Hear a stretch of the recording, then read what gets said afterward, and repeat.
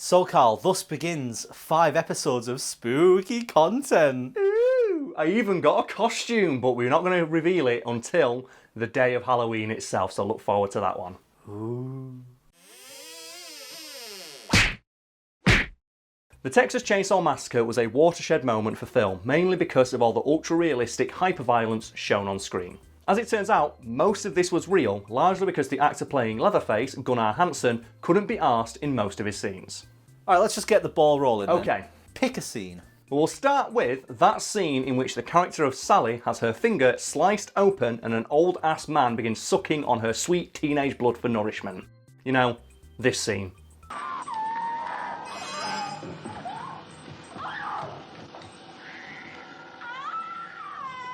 Before we continue, we should probably warn everyone at home of a nervous disposition. This video and probably the next few Halloween themed videos are going to have, like, you know, some gory ass shit in them. Like, you know, because 'tis the season, so you have been warned. 'Tis the season. Isn't that what you say? That's a Christmas thing. Oh shit.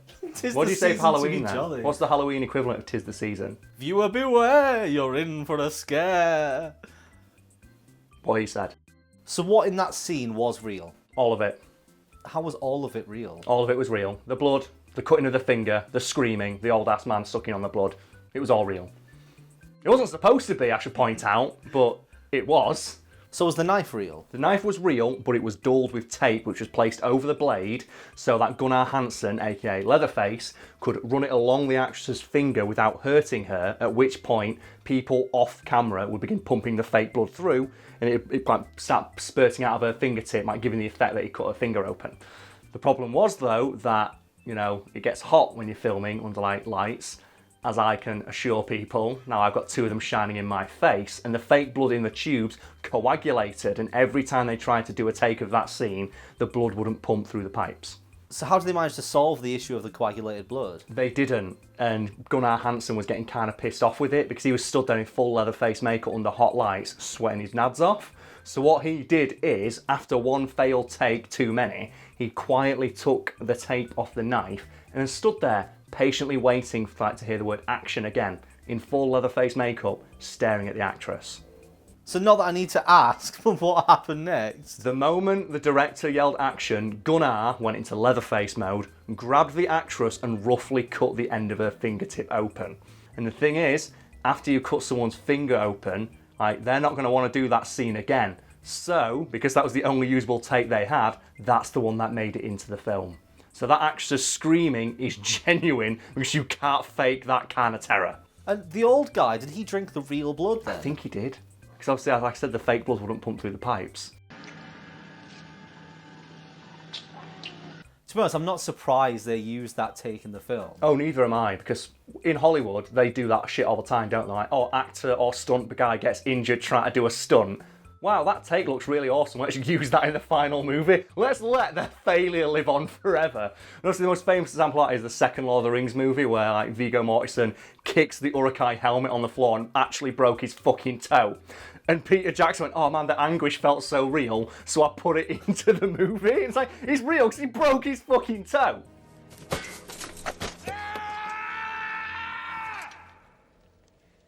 Just before we move on, I just want to double check something. Okay. Did Gunnar ask permission from anybody? Oh no, because he'd have asked permission, they'd have said no. Speaking of that scene, it's probably worth noting that in addition to the knife being real, the hammer wielded by the aforementioned old-ass man when he's trying to cave in somebody's head while they put it over a bucket was also real, and the actor playing that old-ass man was genuinely at risk of caving that person's head in if he'd have missed.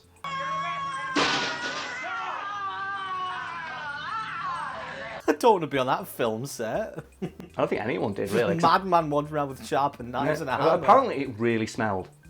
Just the set, it stunk. For reasons we'll get to in a moment, but yeah, it really stunk. It was boiling up, and especially like for the guy playing Leatherface, Gunnar Hansen, says, oh, that costume was awful. He had to wear like this stupid mask and carry around like a 40-pound actual real chainsaw. Oh yeah, the chainsaw in Texas Chain Saw Massacre was also real.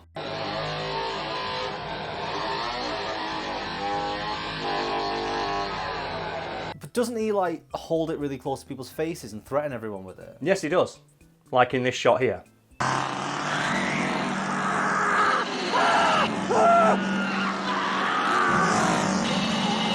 So yeah, that's a real working chainsaw next to a real working actor's head, who was not paid nearly enough money to appear in that movie, given that he could have had his head fucking cut off at any moment if Gunnar would have sneezed or went to scratch his balls. But apparently the risk to everyone in that scene was fairly minimal. The same cannot be said of scenes where Gunnar had to run around holding the chainsaw. Let's just take a little step back. Okay. Who tries to scratch their balls holding a chainsaw, Karl? I don't know, guys who are confident in their ability to wield a chainsaw, I suppose. Very, very specific group of people. Well, it's like the old question, it's like how do you scratch your balls holding a chainsaw? Like, carefully. Or my personal favourite Yahoo Answers thing ever, which is, what's the word for fear of chainsaws? And the top answer is just the word common sense. So all of the chase scenes they do in the movie, yes, they're also real? Yes, they are also real.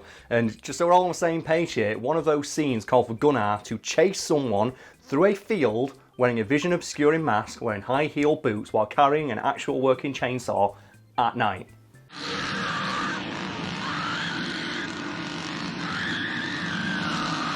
That's like going in a video game and put it on like the highest difficulty. It is, isn't it? It's like you've already got the added difficulty wearing like the vision obscuring mask, and then you're wearing the high heel boots, and then like, you know, the movement restricting costumes. You've got to wear like a fucking smock, and then you've got all the other shit he's got to do. Like you're running through a field, there can be anything that could trip you up. Then you've got to chase somebody, then you've got to scream while you're doing it. and then, it's pitch black. And then it's night. It's night time, because fuck you. Just like difficulty slider all the way up. It's like fuck you difficulty. While we're on the subject, what game do you think, if you slide that difficulty bar all the way to the hardest one, is the hardest to beat? I don't know about the hardest, but I know the one I struggled the most with was Metal Gear Revengeance, but hot damn was that the most satisfying conclusion to a video game I have ever had. Because completing that game on the hardest difficulty is a fucking slog, but you feel like such a badass for doing it, and never before have I felt such elation at suplexing a giant robot spider. Fuck you! Fuck you, Excel! Yes, I just suplexed that giant robot. Get fucked! Getting back to the Texas Chain Saw Massacre and those scenes of Gunnar Hansen running around dressed as Leatherface holding an actual real working chainsaw, according to the actor, the most difficult part of filming those scenes is the fact the actress he was chasing didn't run fast enough.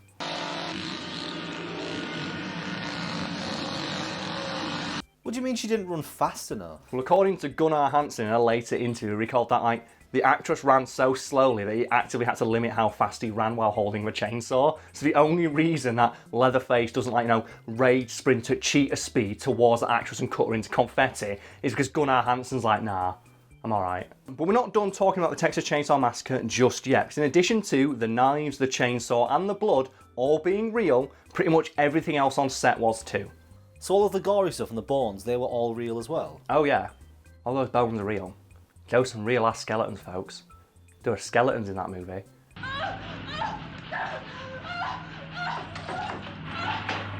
As in animal skeletons? Oh no, real human skeletons. And do you know why? This is the best thing. Because it was cheaper to buy skeletons wholesale from India than it was to buy fake plastic ones. And you might be thinking, Karl, that's awful. But I'd like to look at it a different way and hope that somewhere out there is the ghost of some random Indian dude who just gets mad hype thinking about the fact that his skeleton got turned into that sick, awesome bone lamp in the movie.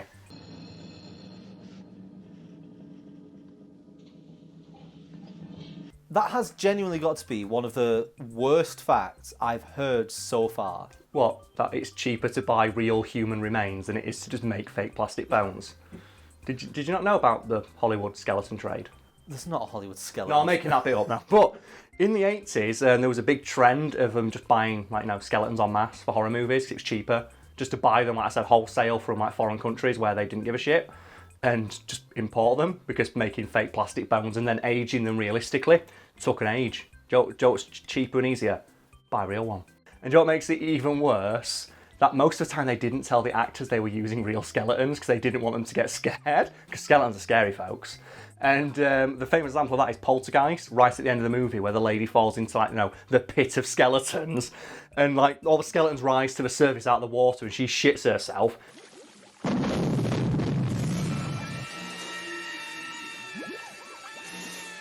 She asked the director after that, saying, "Wow, those skeletons look really real. How'd you do that? Oh no, they are real skeletons. So the skeletons are real, the cutting the fingers real, the chainsaw's real. And don't forget the fear. The fear was also real. Okay, so I'm going to just hazard a guess that the blood was all real as well. Oh yes, the blood was all... It wasn't human blood, I should point out. Like, oh no, was it not cheaper to buy human blood? No, it was cheaper to buy animal blood from slaughterhouses. So what they did is they bought animal carcasses and blood and stuff from slaughterhouses and just threw it all over the sets. And then dressed the sets with the gore and viscera they obtained from the slaughterhouses. And remember earlier when I said it was really hot on the set and that it really smelled bad? Now you know why. Because there was decaying animal carcasses all over the set. I should point out as well, Joe, when they couldn't afford to buy, carcasses from slaughterhouses, do you know where they sourced some of the corpses of animals? Side of the road. Oh. They were filming in Texas after all. So they just went out, found roadkill, scraped it up with a shovel and just chucked it on set. Yeah, remember when I said this movie smelled? It really smelled. By Gunnar Hansen's own estimation, there were only 10 fake bones in the entirety of the original Texas Chain Saw Massacre movie. And that might sound like a lot of fake bones until you realise there were a lot of bones in the Texas Chain Saw Massacre. Given that they only had 10 fake bones to work with, the rest of the sets were dressed with, as noted, actual human remains, carcasses of animals sourced from slaughterhouses, and dead dogs found by the side of the road. Now, we don't know for sure whether the director went out in his car and ran those dogs over himself, but given what we've talked about today, I wouldn't be surprised if I found out that he did. Since we've talked about Leatherface today, Brad, let's settle the argument once and for all, at least between us. Leatherface, Jason Voorhees, Freddy Krueger, Michael Myers. Who's your man? Who's going to win in a 4-man battle royale? In an actual fight? Yeah, in an actual fight to the death. Because obviously they tried to do it in Freddy versus Jason, but neither one lost because they couldn't do it because the respective rights holders of each movie wouldn't let them lose. So let's just say, fuck those guys who actually make them fight for real. Who's going to win? I think a genuine fight between the 4 of them. I don't know, because Krueger's the only one who's genuinely supernatural, isn't it? No, Jason's supernatural. Don't forget, Jason went to space. So my money's always going to be on Jason. I think my money would be on Jason. Out of the 4, my favourite is probably Michael Myers. I really like I quite enjoyed the Rob Zombie one. I know it's not like a popular It's not opinion, great, yeah. But I like Michael Myers of the idea that it's probably the cheapest, laziest costume in any horror movie ever. And it's scary. If people don't know, the actual mask they used in the first Halloween movie was a William Shatner Star Trek mask spray painted white. That's literally it. And then they give the guy a boiler suit and a knife. And that's it. And that's it. And that's his costume. It's fucking terrifying. Because of course an 8-foot version of fucking William Shatner who's ghostly white would be terrifying. Getting back to the topic, Brad, we've established that Leatherface and Michael Myers will have their shit rocked. But let's say you start introducing other slasher movie icons from the 80s. How would Chucky fare? If Chucky came in as a ringer? I think Chucky would suck. No, but can't Chucky transfer his soul? He transfers it into the doll, doesn't he? What would happen if Chucky transferred his soul into Leatherface's chainsaw? Because then you've got an evil chainsaw. Yeah, but the evil chainsaw can't really do much on its own. But what about if, because Leatherface is a human and he understands machinery, you see him tinkering around with his chainsaw and shit, he teamed up with all of the evil inanimate objects from movies, like Christine the car. And then on the car, he puts the tyres from rubber, the evil sentient tyres that run people over, and he puts them on Christine. And then he's got his chainsaw with Chucky's soul in it. What other inanimate objects have you got from movies? There's that one where it's the elevator, the evil elevator that kills people. How are you incorporating an evil elevator into this fight scene? No, he does the thing from Fast and the Furious, where he straps the safe onto the back of the car, but it's the elevator. And he straps on the back of the car and he does sick tail whip spins and it slaps people with the safe. I think if you have to get to and when this... it does, it chomps and it grabs them inside and kills them. If you have to keep adding this much stuff to make it an even fight, he's not going to make it an even fight. I'm making it a curb stomp symphony. What other inanimate objects that are in horror movies can, they wield? Because that can be their the mystical artifacts they get. What about all of the items from Goosebumps? Like the blood. Slappy. They get slappy, and then they get monster. Oh my god, they could do this! And what you do is you make it like the Hunger Games. If you're going to do that, you have to add in more people to fight. So you put in a bunch of different horror villains, and then horror items are available for them to use. Oh man, that'd be fucking amazing!